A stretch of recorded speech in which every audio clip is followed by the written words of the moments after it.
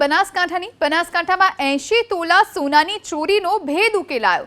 જેતવાસ ગામના 2 આરોપીની ધરપકડ કરવામાં આવી। આરોપીઓએ કબૂલ્યું કે દારૂના નશામાં કારના કાચ તોડી 80 તોલા સોનું અને 1.5 લાખની રોકડ રકમની ચોરી કરી હતી। તો આપ 2 આરોપીઓને જોઈ રહ્યા છો, 2 ચોરને જોઈ રહ્યા છો, જેમણે દારૂના નશામાં ચોરી કરી।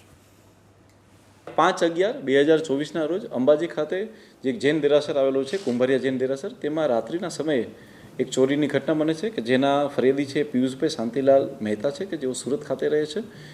તેઓ પોતાની સાથે એ વખતે 80 જેટલા તોલાનું સોનું અને 1.5 લાખ જેટલા રોકડ રૂપિયા લઈ આવ્યા હતા અને તેઓને ત્યાં પ્રોપર રૂમ ના મળતા તેઓ હોલમાં રોકાયેલા હોવાથી પોતાની તમામ વસ્તુઓ એ કારમાં રાખે છે અને રાત્રે કેટલાક ઈસમો આવી એમની કારના કાચ તોડી અને આ તમામ વસ્તુઓની ચોરી કરે છે। તપાસના અંતે પોલીસ દ્વારા 4 જેટલા મુખ્ય આરોપીઓની અટક કરવામાં આવે છે અને તમામ જે એમનો ચોરી થયેલો માલ સામાન છે તેને રિકવર કરવામાં આવે છે અને ત્યારબાદ કોર્ટની તમામ પ્રોસિજર બાદ એ લોકોને પરત પણ કરવામાં આવે છે અને હાલમાં એ 4 જે ઈસમો જે ચોર છે તે હાલમાં પોલીસ કસ્ટડીમાં છે અને તેમના વધુ રિમાન્ડ માટેની પ્રક્રિયા